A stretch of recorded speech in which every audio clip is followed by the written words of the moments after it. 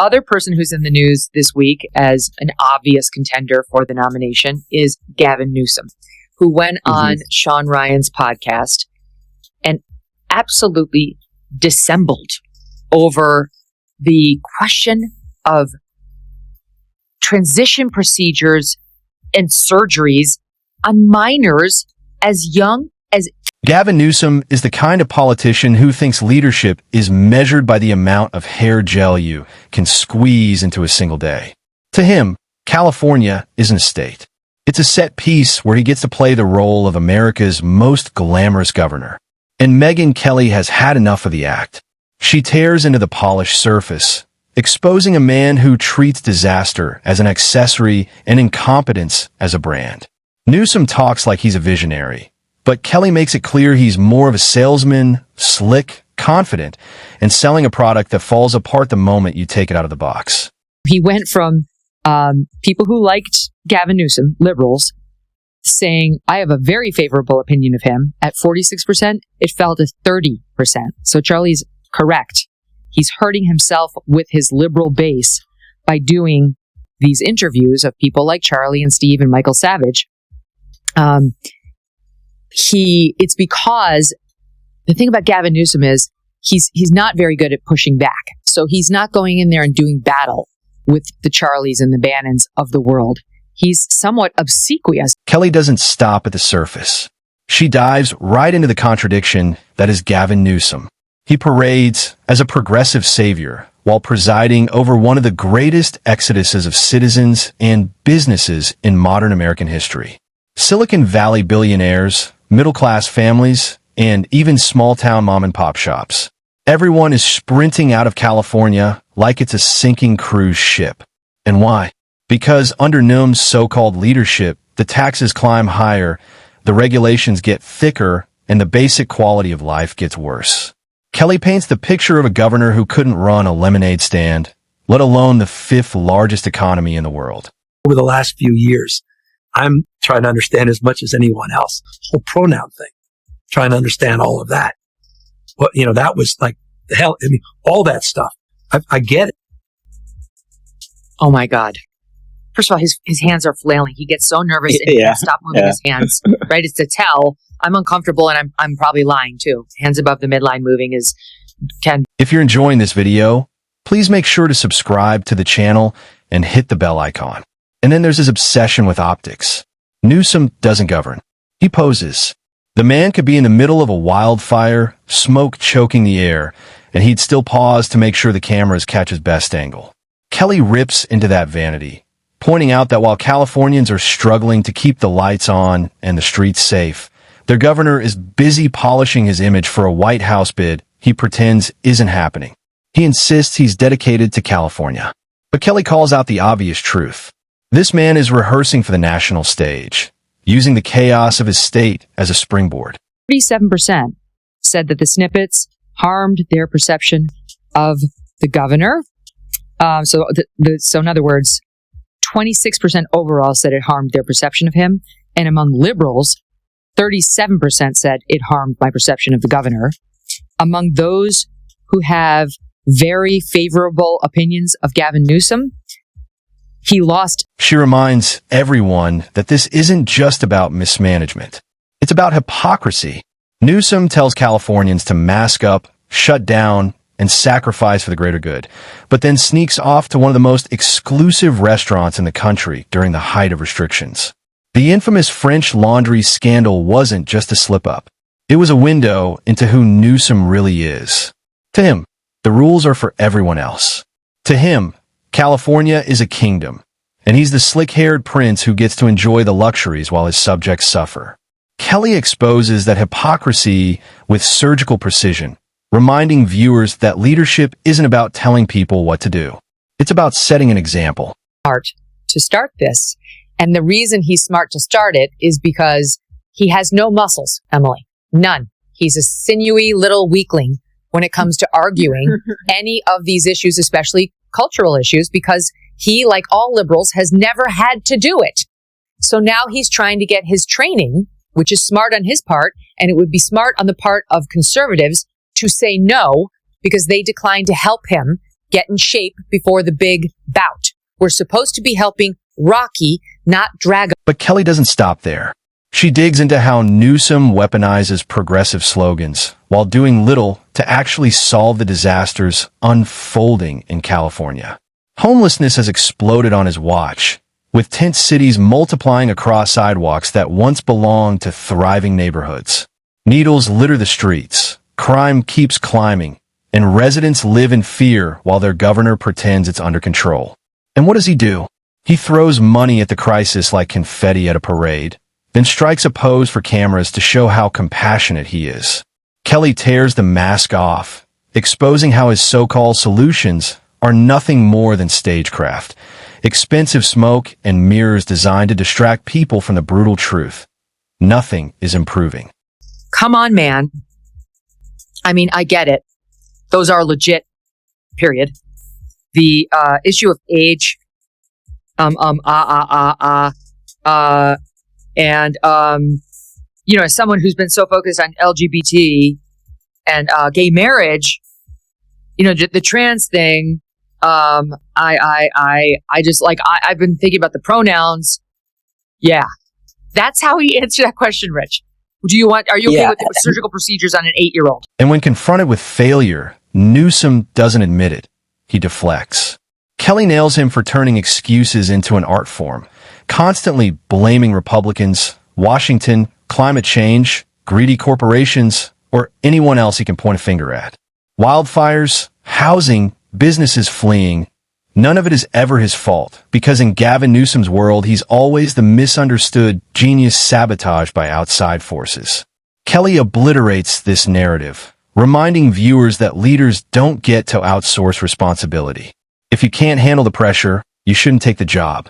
Then she cuts deeper, exposing his arrogance, the smug way he struts on television like he's auditioning for the presidency. And in many ways, he is. He downplays it and plays coy, but Kelly calls out the obvious. His entire act is one long audition to be the Democratic Party's backup plan. Strange, because when you listen to him, you would think he's a moderate, but he's not. On the trans stuff and virtually every other subject, he is as radical as they come. He is another Kamala Harris, but there's something about him. Maybe he's a people pleaser, a vintage politician. When he gets across from these are our war fighters. And truly, the three I mentioned, these are. He knows Trump is running the country with strength, and he knows the Democratic bench is weak. So he positions himself as the polished alternative, the guy who looks like he belongs on a magazine cover. But Kelly dismantles that fantasy in seconds, pointing out that America doesn't need another pretty face. It needs a leader who delivers results.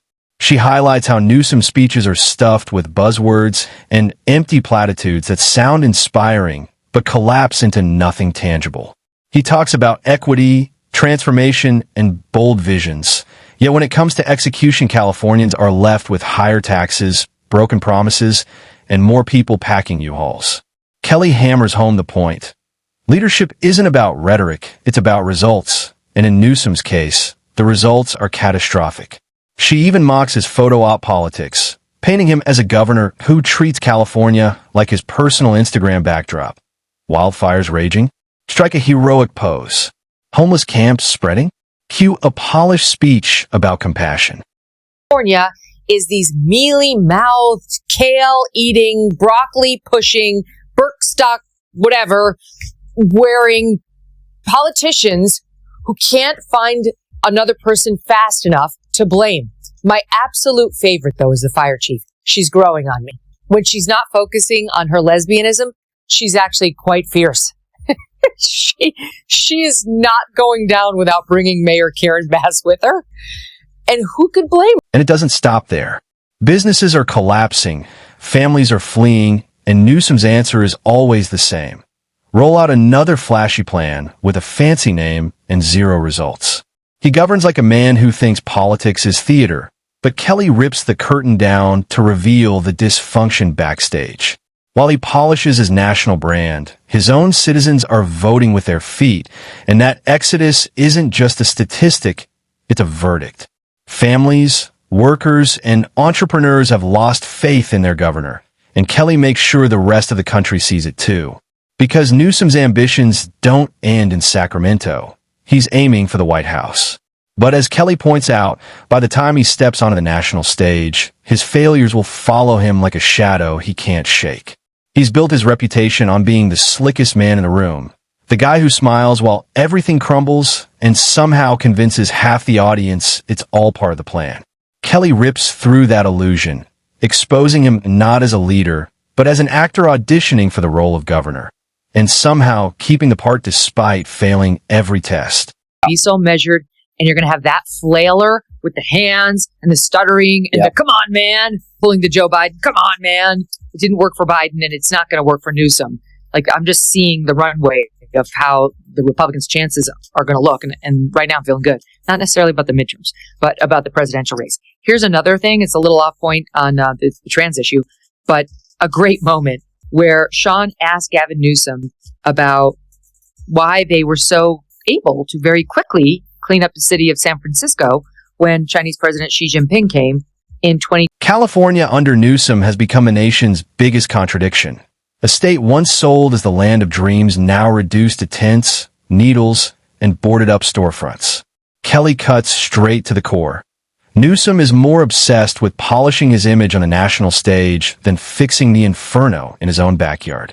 He struts around like a man destined for higher office, but the reality is he can't even handle the one he has. It's like watching someone brag about running a marathon when he can't even make it to the end of his own driveway. Kelly skewers his obsession with appearances, from the motor oil slick hair to the perfectly rehearsed sound bites that sound profound but say nothing. He's the human equivalent of a glossy magazine cover, shiny on the outside, hollow on the inside. And she makes the contrast brutal. California doesn't need a model. It needs a manager. But Newsom doesn't manage. He performs. Even when billions are poured into homelessness programs, the tents keep multiplying faster than campaign flyers in an election year. Annoyed after, we ended our show on Thursday, was it? I don't know. Was it Thursday or Friday? About what's happening with the biological males out there. And this A.B. Hernandez, who is winning all the girls' medals, Hernandez. And I just did like a personal plea to people and got a lot of great feedback on it. So thank you for watching that. But then I took it to Twitter, and on X, I addressed Gavin Newsom personally. He follows me. So I tagged him. And I'm going to be honest, I begged him to please stop this for all the reasons stated on our YouTube feed. And he didn't get back to me. But Kelly hammers this relentlessly, pointing out that Newsom has turned homelessness into his favorite stage prop. He'll cut a ribbon, give a speech, and then vanish while the crisis doubles behind him. It isn't leadership, it's theater. And when the curtain falls, Californians are still left with crime-ridden streets, drug-infested encampments, and an economy in freefall. Businesses aren't just leaving. They're sprinting away like they're escaping a disaster zone.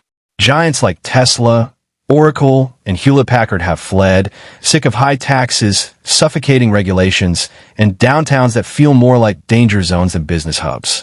Kelly rips into Newsom's phony shock every time another company leaves, comparing him to a clueless landlord who hikes the rent, ignores the mold, and then wonders why the tenants finally pack their bags.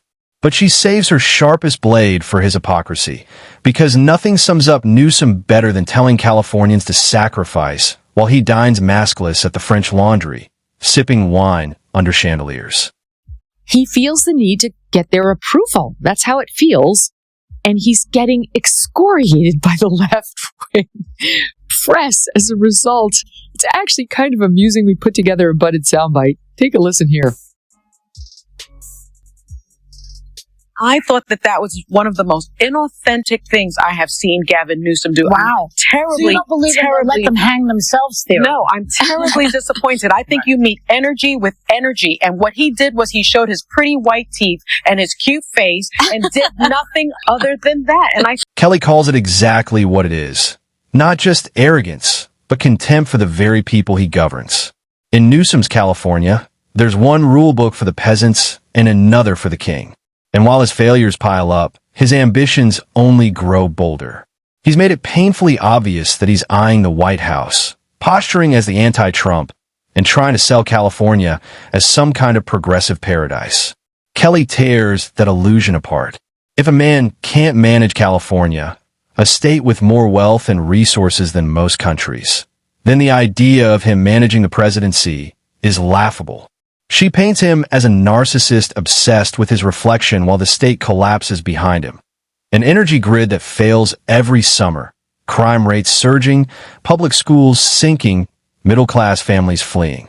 Yet through it all, Newsom's only concern is whether the lighting looks good for his next interview. I hear a lot about San Francisco and the homelessness and pooping on the road and all that kind of stuff. And it seemed like all of that was cleaned up when Xi came to town. Yeah. Is that true? Complete bullshit. That's complete bullshit. I know folks say, oh, they're just cleaning up this place because all those fancy leaders are coming into town. That's true because it's true. I got to credit Morning Wire, my pals over the Morning Wire who put that together. Such a good. Kelly saves her knockout for last, mocking his obsession with national media attention and portraying him as the guy who always shows up to the party but never sets up a single chair. Her roast cuts deeper by spotlighting the resentment brewing inside California itself. Families who once believed in the state's promise are leaving in droves. The middle class is being hollowed out, and the dream has turned into a nightmare, all while the governor insists it's just a temporary inconvenience. Kelly tears down his excuses and makes the truth plain. California isn't a victim of fate, it's a victim of Gavin Newsom's vanity. And the brilliance of her takedown is that it transcends one man. She exposes a whole breed of politician, camera-hungry, responsibility-dodging, obsessed with power instead of service. Newsom is the poster child for empty leadership, and Kelly lights that poster on fire. By the time she's done, the myth of Gavin Newsom, the bold progressive, the future president, the untouchable star, is nothing but ashes. What's left is just another failed governor with great hair and nothing else to offer.